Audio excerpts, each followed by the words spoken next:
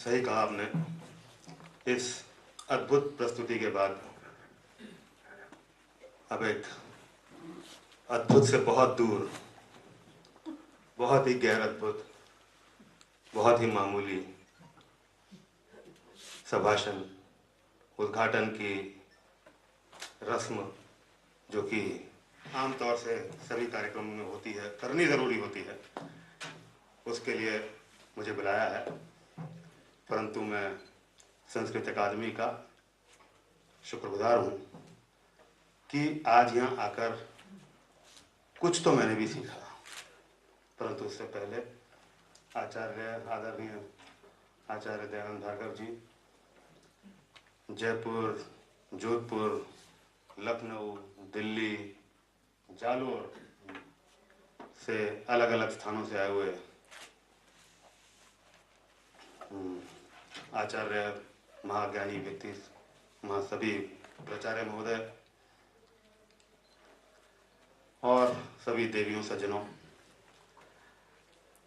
मुझे इस कठिन परिस्थिति में डालने के लिए आपकी संस्कृत अकादमी की निदेशिका श्रीमती रेणुका राठौड़ जो है वो जिम्मेदार है। मैंने इनसे कई बार कहा कि इस ज्ञान के समुद्र में मुझ जैसे अज्ञानी व्यक्ति को ले जाने का कोई मतलब नहीं है। परंतु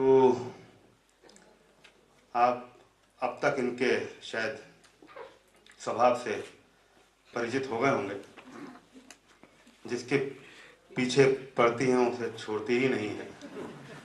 और करीब करीब उसी वजह से मैं आज आप जैसे लोगों के बीच में, मुझ जैसा व्यक्ति खड़ा हो रहा है, भाषण दे रहा है, कोशिश करता हूँ कि लोगों को सोने से रोक सकूं। परंतु संस्कृत का बहुत ज़्यादा ज्ञान न होने के बावजूद भी मैं इतना ज़रूर जानता हूँ कि संस्कृत किसी समय में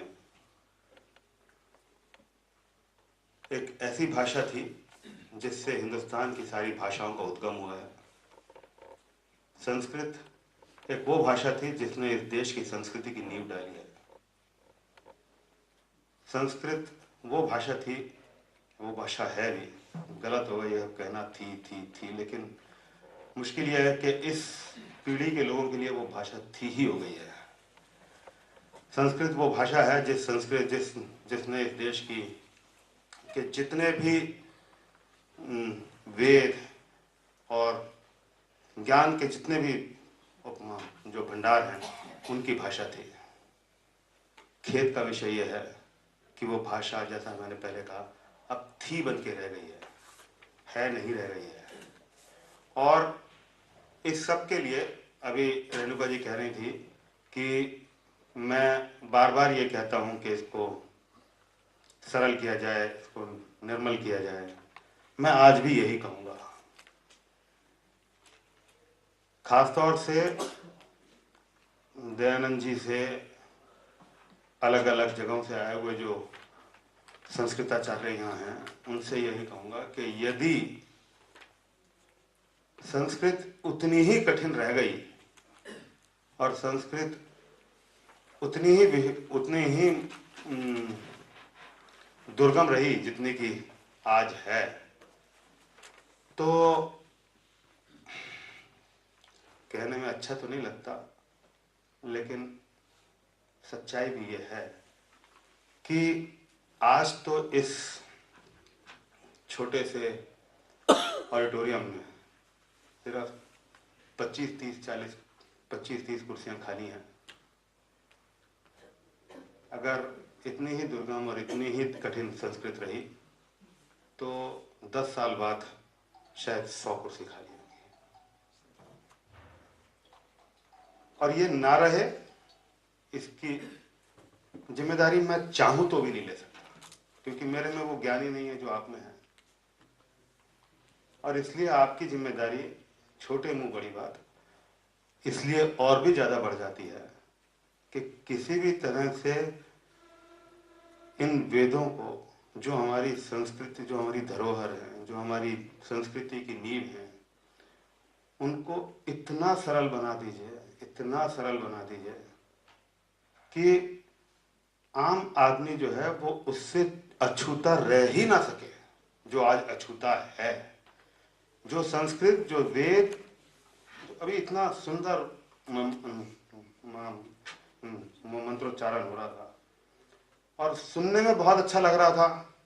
बात सही है, आपने सस्वर था, सुनने में अच्छा लग रहा था। और ये बात भी सही है कि 100% और 0%, बात आपने बहुत पते की कही, लेकिन समझ में नहीं आ रहा था। और जो चीज समझ में नहीं आती वो बहुत ज्यादा देर तक सुनी भी नहीं जा सकती।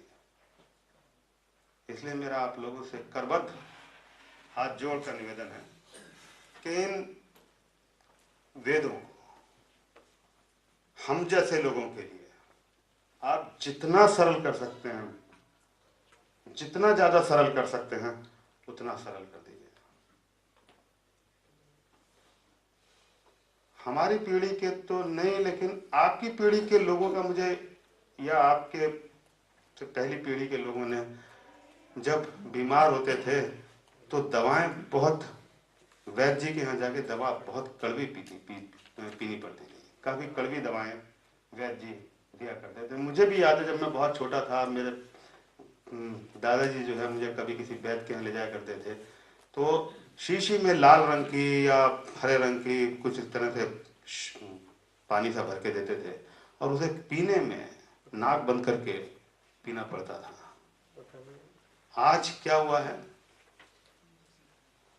आज आप किसी डॉक्टर के पास जाइए, वो जो बच्चों को कैल्पॉल देते हैं ना बीमार होने पे, वो अगर जिनके बच्चे अभी रिसेंटली हुए उनको इस बात का आभास होगा, वो इतनी स्वादिष्ट है, वो इतना स्वादिष्ट है वो कि बच्चे उसे मांग मांग के पीते। माँ है कि माँ मुझे बुखार हो गया, मम्मी वो वाली दवा। इसका रेफरेंस मैं इसलिए लाया हूँ, इसका संदर्भ मैं इसलिए लाया हूँ कि हमें वेदों को इतना स्वादिष्ट बना देना पड़ेगा, इतना स्वादिष्ट बना देना पड़ेगा कि हम जैसी पीढ़ी के बच्चे उसे मांग मांग के पिए आपसे। तब तो ये वेद अगली जनरेशन तक, अगली पीढ़ी तक चले जाएंगे। वरना मेरी आप धृष्टता को माफ कीजिएगा,